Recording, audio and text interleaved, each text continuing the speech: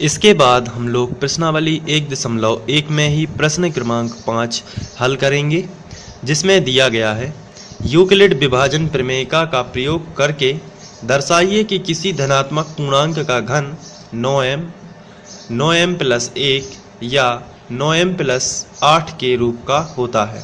तो इसको हमें सॉल्व करना है।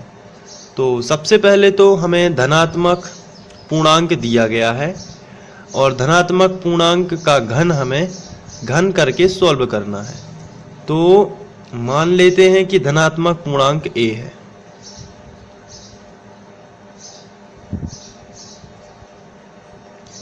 माना धनात्मक पूर्णांक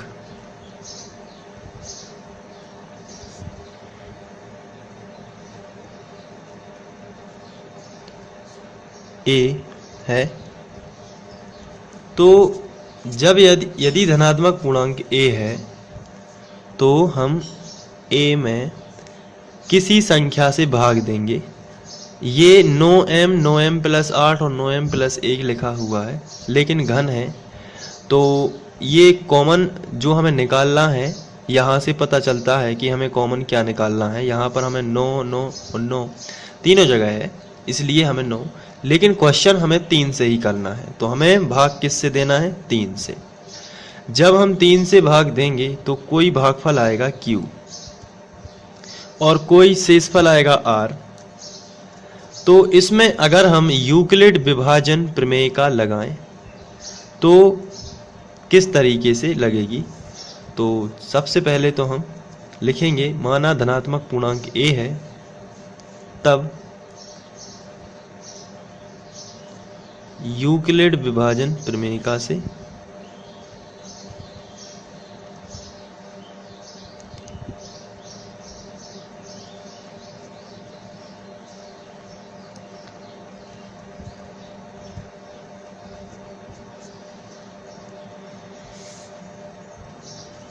यूक्लिड विभाजन प्रमेयिका में हम यहाँ पर a का मान a बराबर लिख सकते हैं 3q plus r। 3q plus r ये यूक्लिड विभाजन प्रमेयिका से इस तरीके से लिखा जाता है। बीच वाली संख्या को आपको एक तरफ लिखना है और शुरू वाली संख्या का गुणा आखिरी वाली संख्या में करके प्लस में आपको क्या लिखना है? शेषफल। अब r का मान क्या क्या हो सकता है? तो आंसर है r का मान, यानी कि शेषफल जो है हमेशा भाजक से छोटा होता है। तो भाजक से छोटा होता है, इसका मतलब ये है कि r का मान या तो 0 हो सकता है, या तो 1 हो सकता है, या फिर 2 हो सकता है। r के मान 1 2 3 ये 3 मान हो सकते हैं। तो शेषफल जो होता है हमेशा भाजक से छोटा ही होता है। तो r के मान 3 हो सकते हैं। तो यहाँ पर एक बार आपको 0 रखना है, एक बार 1 रखना है और एक बार 2 रखना है। तो इस प्रकार हम 3 स्थितियां बनाएंगे और इसको सॉल्व करेंगे। सबसे पहले हम स्थिति 1 लेते हैं, जब r बराबर 0 हो। स्थिति 1, जब r बराबर 0 हो। जब r बराबर 0 होगा, ऐसी स्थिति में यहाँ पर हम 0 रखेंगे तो a बराबर आएगा 3q प्लस r की जगह पर हमें 0 रख देना है, तो आएगा 3q प्लस 0। तो यहाँ पर 0 का कोई महत्व नहीं है, इसलिए हम a बराबर लिखेंगे 3q। तो a का मान हमें मिला है 3q, लेकिन हमें क्वेश्चन में दिया गया है कि धनात्मक पूर्णांक का घन, घन का मतलब 3 की घात, तो हमें दोनों पक्षों का घन करना होगा। तो आइए दोनों पक्षों का घन करते हैं। दोनों पक्षों का घन करने पर, दोनों पक्षों का घन करने पर, तो यहाँ पर a का घन हो जाएगा बराबर यहाँ पर 3q, इसका भी हम लोग घन कर देंगे। आगे बढ़ते हैं तो यहाँ पर a घन ज्यों का त्यों रहेगा और 3q का घन। तो 3q का जो घन है इसको हम इस तरीके से लिख सकते हैं। घन का मतलब होता है 3 बार लिखना, 3q गुणित 3q गुणित 3q। अब हम संख्या का संख्या में कर देते हैं पहले। 3 तिरका 9 और 9 तिया 27, ये संख्या का संख्या में हो गया। इसके बाद q का q में करेंगे, तो q का गुणा q में होगा तो आएगा q वर्ग, 2 बार हुआ तो आया q वर्ग, और इस q वर्ग का गुणा इसमें होगा तो आएगा q घन। तो इसका आंसर आया 27q घन। तो यहाँ पर हम लिख सकते हैं 27q घन। तो इसके बाद हम आगे बढ़ते हैं और a घन बराबर, इस 27q घन को हम 9 के रूप में बदलना चाहते हैं। 9 हमें को उभयनिष्ठ निकालना है, क्योंकि हमारा जो क्वेश्चन है वो 9 बाहर हमें हर जगह निकालना है। इसलिए हमें पता चल जाता है कि यहाँ से भी हमें 9 बाहर निकालना है। तो 9 कॉमन ले लेते हैं तो आएगा 9 का इसमें भाग चला जाएगा, तो 9 तिया 27 कितने बार गया? 3 बार। तो आप यहाँ पर लिखोगे 3 और q घन ज्यों का त्यों। यहाँ से हम इतनी संख्या को m मान लेते हैं। तो जो a घन है, किसी संख्या किसी धनात्मक पूर्णांक का घन 9, और इसको हम मान लेते हैं m, तो 9m के रूप का हो गया। आप यहाँ लिख सकते हो जहाँ m बराबर 3q घन, ये हमने m की जगह पर लिखा है 3q घन। अब इसके बाद ये तो थी स्थिति 1। अब हम लोग स्थिति 2 की बात करेंगे। स्थिति 2 में जब r बराबर, अभी हम लोगों ने r बराबर 0 लिया था, अब लिखेंगे जब r बराबर 1 हो, तो जब r बराबर 1 होता है तो ऐसी स्थिति में a का मान जो होगा, यूक्लिड विभाजन प्रमेय का जो हम लोगों ने लगाई हुई थी, वहाँ a का मान होगा 3q प्लस 1। ये हो जाएगा हमारा a का मान। अब चूंकि हमें दोनों पक्षों का घन करना है, हमारे क्वेश्चन में भी लिखा हुआ है कि धनात्मक पूर्णांक का घन करना है, तो हम लिखेंगे दोनों पक्षों का घन करने पर, दोनों पक्षों का घन, यहाँ पर हम दोनों पक्षों का घन कर देते हैं तो a का भी हो जाएगा घन और 3q प्लस 1 इसका भी घन हो जाएगा। ये रहेगा a घन। यहाँ लगेगी सर्वसमीका, और मैं आपको सर्वसमीका बता देता हूँ। सर्वसमीका होती है a धन b का होल घन बराबर a घन धन b घन धन 3ab और a धन b। ये सर्वसमीका हम लोग लगाएंगे। तो यहाँ पर यदि आप देख रहे हो a का मान है 3q और b का मान 1 है, तो यहाँ पर a घन लिखा है, इसलिए हम लोग यहाँ पर a घन का मीनिंग होता है 3q का घन, तो 3q का घन लिखेंगे। इसके बाद प्लस लगा है तो प्लस लगा देंगे, और b का मान है 1 का घन, तो 1 का घन 1 ही आएगा। प्लस लगा है तो फिर से प्लस, और इसके बाद 3ab, 3 a का मान कितना है 3q, तो 3 इंटू 3q, 3a और b इन का मतलब 1। फिर इसके बाद ब्रैकेट लगा है तो ब्रैकेट लगा देंगे। a प्लस b, a का मान 3q प्लस b का मान 1 है, तो यहाँ पर हम 1 रख देंगे और ब्रैकेट को कर देंगे बंद। आगे बढ़ते हैं। a घन बराबर 3q का घन तो अभी हम लोगों ने इस पर चर्चा की थी, 3 क्यू का घन 27 क्यू घन आता है। तो यहाँ पर हम लिखेंगे 27 क्यू घन प्लस 1 प्लस यहाँ पर हम गुणा कर लेते हैं, तो 3 तिरका 9 क्यू एकम 9 क्यू और अंदर रहेगा 3 क्यू प्लस 1। अब यहाँ पर हम ए घन लिखेंगे पहले ज्यों का त्यों।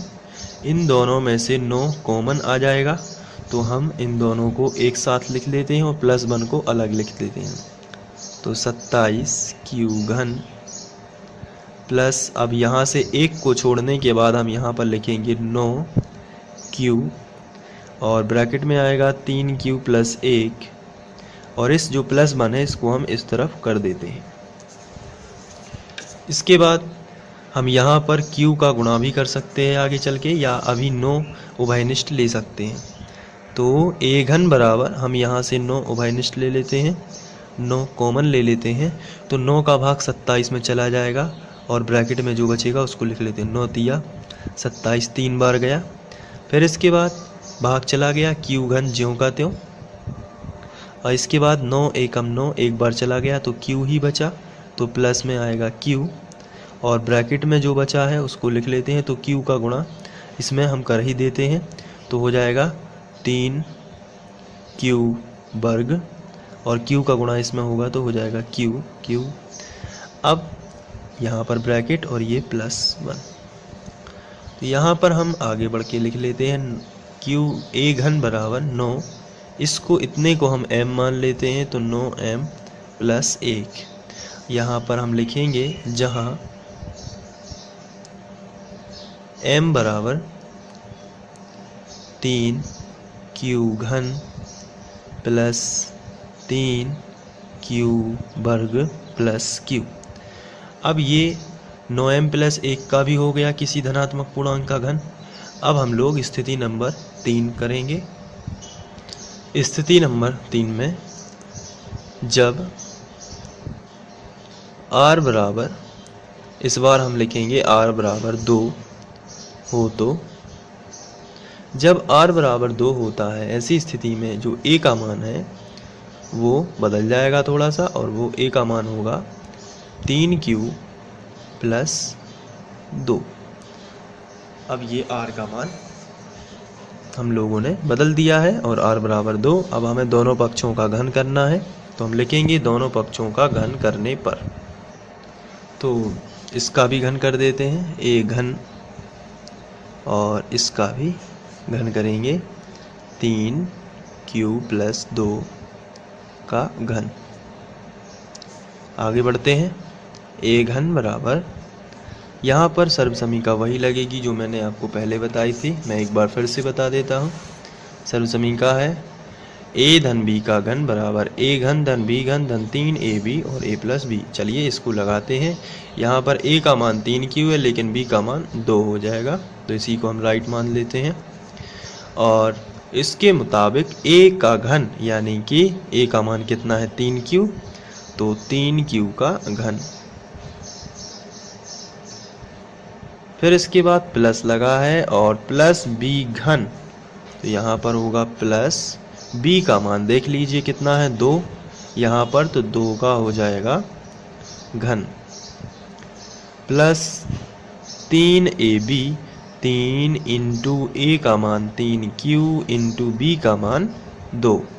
यहाँ पर आप 3ab लिख सकते हैं और ब्रैकेट में a प्लस b, इसका मतलब 3q प्लस 2। इस तरीके से आप लिख सकते हैं।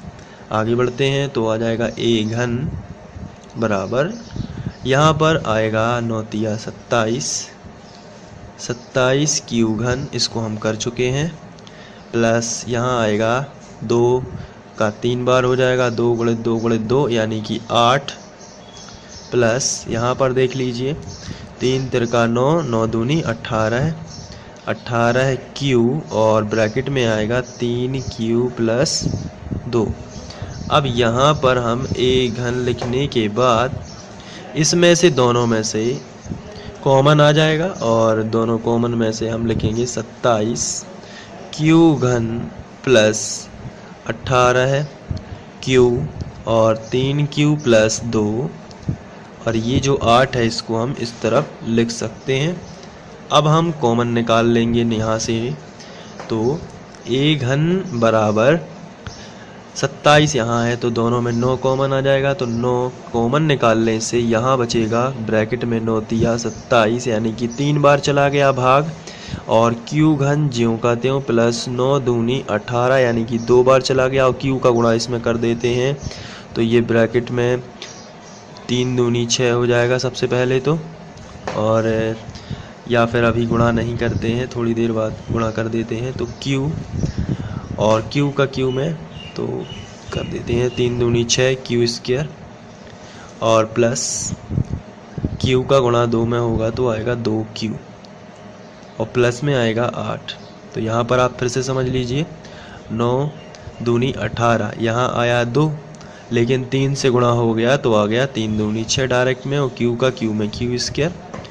अब यहाँ पर 2q है पहले से ही, तो 2q का 2 में होगा तो आ जाएगा 4q 2 दूनी 4q और प्लस 8। अब यहाँ से ठीक है सवाल, तो a घन बराबर इसको हम 9 लिखते हैं, इसको हम m मान लेते हैं पूरे को, तो आएगा 9m प्लस 8, जहाँ हम लोग m का बता देते हैं कि कितना है m का मान, तो जहाँ m बराबर 3q घन plus 6q square plus 4q, ये m का मान आ जाएगा।